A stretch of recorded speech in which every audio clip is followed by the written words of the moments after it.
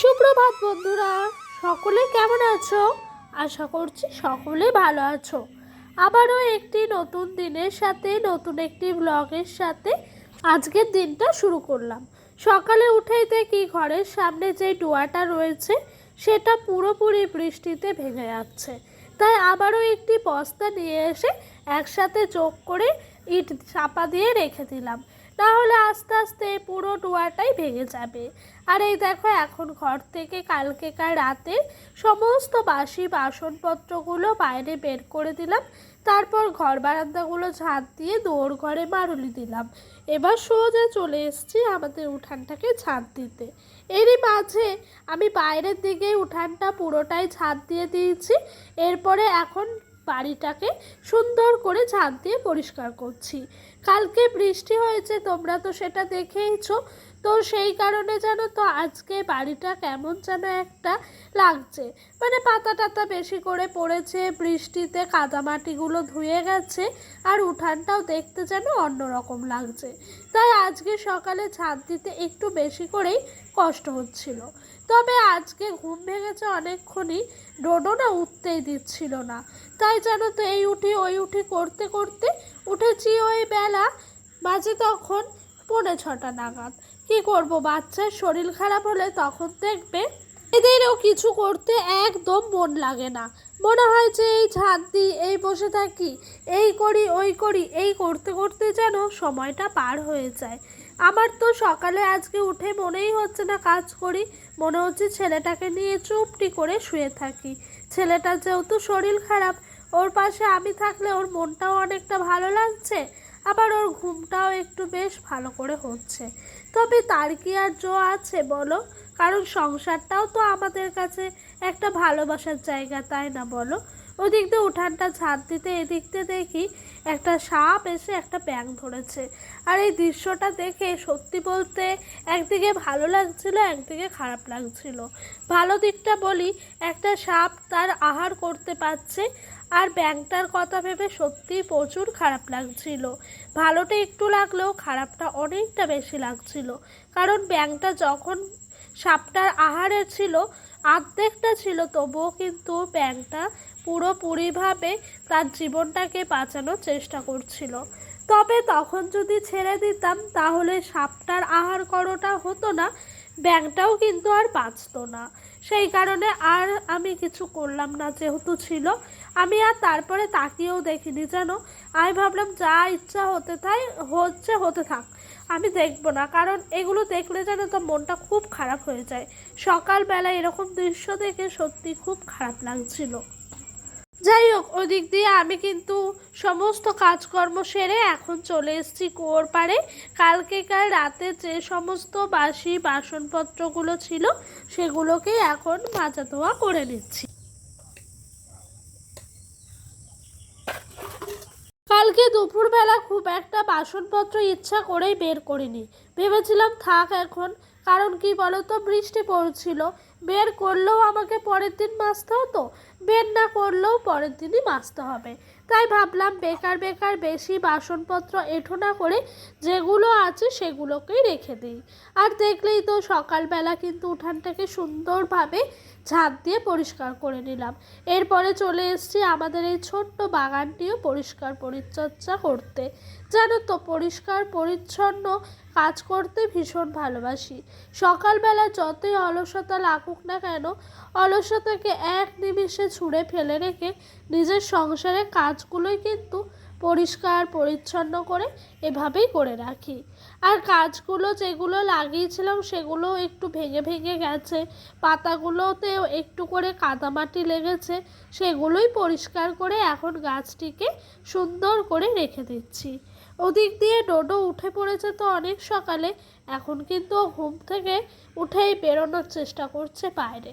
তবে ওকে বেরোতে দিলে হবে না, ওর যেহেতু শরীরটা খারাপ, সেই কারণে জানো তো ঘরের ভেতরে থাকাটাই ভালো। কারণ আমাদের গ্রামের দিকে দেখবে বৃষ্টি যেদিন হয়, বিশেষ করে এই বর্ষাকালে, পরের দিন কিন্তু ভীষণ পরিমাণে ঠান্ডা লাগে সকালবেলা।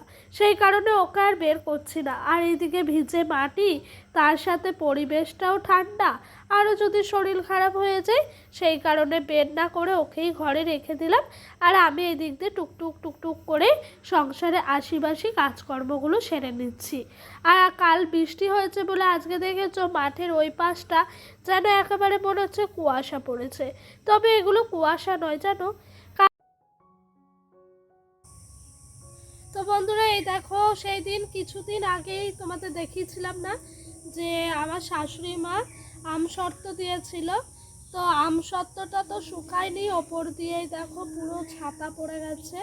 তার সাথে এইটা মনে হয় কালকে কিছু খেয়েছে, এই যে এখানে নেই, এখানে নাই, অনেক কটা জায়গাতেই নেই। তো এটা পুরো নষ্ট হয়ে গেছে, এটা রেখে আর কোনো কাজেই নেই, পুরো বেকার বেকার খাটনিটাই হলো, ফেলে দিতে হবে এবার। তো আমি এই পাটকাঠিটা দিয়ে তুলে নেব, তুলে প্রথমে ফেলে দেবো, তারপরে এটাকে থালাটা আর কি ভিজাতে দেবো। এই দেখো, তো দেখলেই তো আমসত্ত্বটার কি অবস্থা। কালকে আমি দেখলাম রাতের বেলা ঠিকঠাক আছে, বেশ সুন্দর করে ঢাকা দিয়ে রেখেছি, আর সকালবেলা ঘুম থেকে উঠে দেখি এই আমসত্ত্বর থালাটা থেকে ইঁদুর ওপরে যে ঢাকাটা ছিল ফেলে দিয়েছে।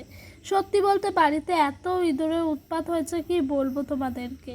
আর আমসত্ত্বটা না খেলেও ফেলে দিতে হতো জানো, পুরো গন্ধ হয়ে গেছে। আমি যে তুলছি পাটকাঠি করে ফেলবো থালাটা ভেজাবো বলে পুরো গ্যাস বেরোচ্ছে, যেহেতু বর্ষা চলে এসছে। আর ওই যে লেয়ারটা আছে আমসত্ত্বর লেয়ারটা আর একটু পাতলা করে দিতে হতো, তাহলে যেন শুকাতো ভালো। যাই হোক, এই দেখো এই দিক দিয়ে আমি কিন্তু সকালের খাওয়া দাওয়া হয়ে গেছে, এরই মাঝে অনেকক্ষণ টাইম চলে গেছে, তোমাদের সঙ্গে আর কোনো আমি কিছুই শেয়ার করতে পারলাম না। এখন দুপুরে রান্নাবান্না নিয়ে বসিয়েছি। ওদিক দিয়ে শাশুড়ি মা বলছেন দুপুরের ভাতটা উনি কাঠে করে নেবেন, সকালেরটাও করেছেন। আমাকে বলছে তুমি তরকারিগুলো গ্যাসে করে নাও। কেন বলেন তো, কারণ কাঠে রান্না করাটা এখন একদম সম্ভব হচ্ছে না, যেহেতু কাঠগুলো ভিজে গেছে সেহেতু।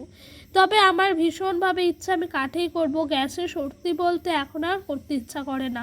কাঠে রান্না করাটাই মনে হয় সব থেকে ভালো লাগে, করে করে অভ্যাস হয়ে গেছে যেটা আর কি, সেটা তো করতে ভালোই লাগবে তাই না। তো সেই জন্য আর কি করব, কাঠগুলো ভিজে গেছে, উনুনও চলবে না, যদি করতে চাই ভীষণ বিরক্ত লাগবে। যেই রান্নাটা মনে হয় 1 ঘন্টায় হবে সেটা 3-4 ঘন্টাও লেগে যেতে পারে, উনুন না ধরলে কী করে রান্না হবে বলো। আর রান্নারও টেস্ট আসে না, ধোয়া ধোয়া গন্ধ হয়। সেই জন্য আমাকে বাড়ি থেকে সকলেই বলল যে গ্যাসেই রান্না করতে, কাঠে করতে হবে না। তো এই দেখো এই দিক দিয়ে আমি উচ্ছে আর আলু ভাজা করব, তার সাথে কুমড়োটা একটু গ্রেভি গ্রেভি করে ঝোল করব। আর দোকান থেকে 4টে ডিম নিয়ে এসেছি, ডিমের কালিয়া করব।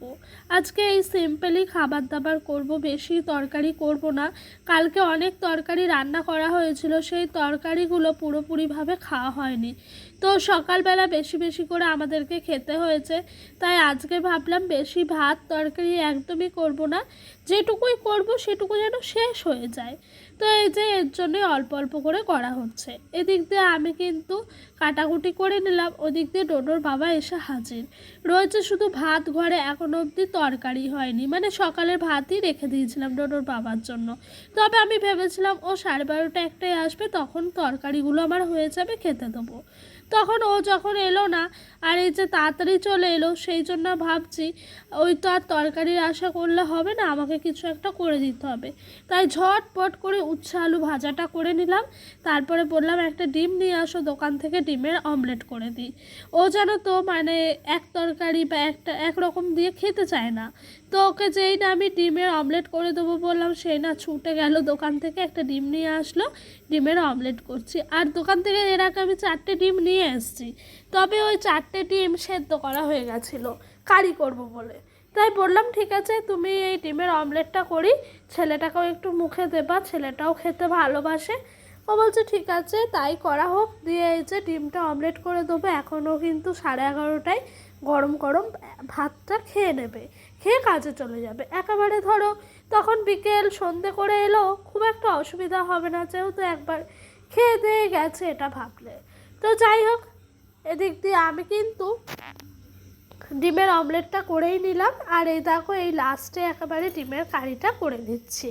আর জানো তো মাঝে মধ্যে কারেন্টও যাচ্ছে, এই কারণে আর খুব একটা ভিডিও শ্যুট করা হচ্ছে না। আর 4টে ডিম দিয়ে কারি করেছি বাড়িতে, যেহেতু আমরা 4টে মানুষই রয়েছি। তোমাদের সঙ্গে গল্পগুজব করতে করতে এরই মধ্যে রান্নাবান্নাটাও হয়ে গেল। চলো গ্যাসের ওভেনটা পরিষ্কার করতে করতে তোমাদের সুন্দর একটা কমেন্ট পড়ে শোনায়।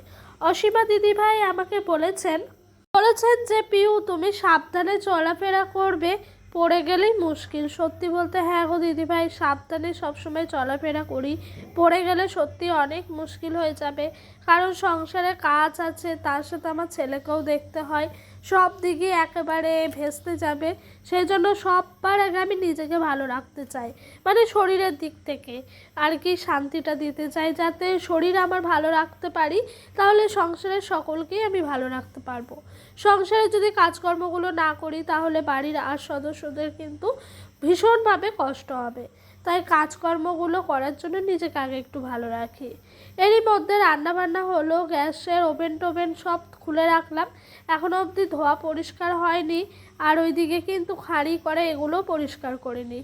আগে বাসন কোসন কুয়োর পাড়ে রেখে আমি ঘরটা, মানে এই জায়গাটুকু আর কি রান্নার, এই জায়গাটা ভালো করে পরিষ্কার করে নিচ্ছি ছাদ দিয়ে। রান্নার পর এই জায়গাটা দেখবে প্রত্যেকবারই প্রচুর নোংরা হয়, সেটা আমি গ্যাসেই করি আর কাঠেই করি। কাঠে করলে হয়তো আরেকটু বেশি হয়, তবে গ্যাসে করলে অতটাও বেশি আবার হয় না। তো ওই দিক দিয়ে ঝাড়ঝুট দেওয়ার পর থেকে এতটাই ব্যস্ত হয়ে গেছিলাম আর শ্যুটই নিতে পারিনি। তারপরে অনেকটা সময় একটু বসেই ছিলাম, মোবাইলে চার্জও ছিল না। এখন বাজে রাত্রি 9টা। এখন ডোডোকে একটু দুধ আর হরলিক্স খাইয়ে নিচ্ছি। আজকে ওর বাবা জানো তো জুনিয়র হরলিক্স নিয়ে এলো, তো ওকেই প্রথমবার জুনিয়র হরলিক্সটা খাওয়াচ্ছি। এর আগে ওকে ল্যাকটোজেন, সেরেল্যাক্স, তারপরে কমপ্ল্যান এগুলো খাওয়ানো হয়েছে, তবে জুনিয়র হরলিক্স খাওয়াইনি কখনো। আজকে প্রথমবার ট্রাই করলাম। ও প্রথম তো খেতে চাইছে না, একটুও খেতে চাইছে না, তবে কিছুদিন গেলে আবার খাবে। তো বন্ধুরা চলো ডোডোকে খাওয়াতে খাওয়াতে আজকের মতো এখানেই বিদায় নিচ্ছি। তোমাদের সকলের আমার ভিডিওটি কেমন লাগলো অবশ্যই জানাতে ভুলবে না। আর বন্ধুরা, তো নতুন পুরনো সকল বন্ধুকেই বলছি, আমার ভিডিওটা যদি ভালো লাগে থাকে তাহলে আমার এই ছোট্ট পরিবারটির পাশে একটি নতুন সদস্য হয়ে থেকো, আর সকলেই আমার পাশে থাকবে। সকলে ভালো থাকবে, সুস্থ থাকবে। আজকের মতো এলাম।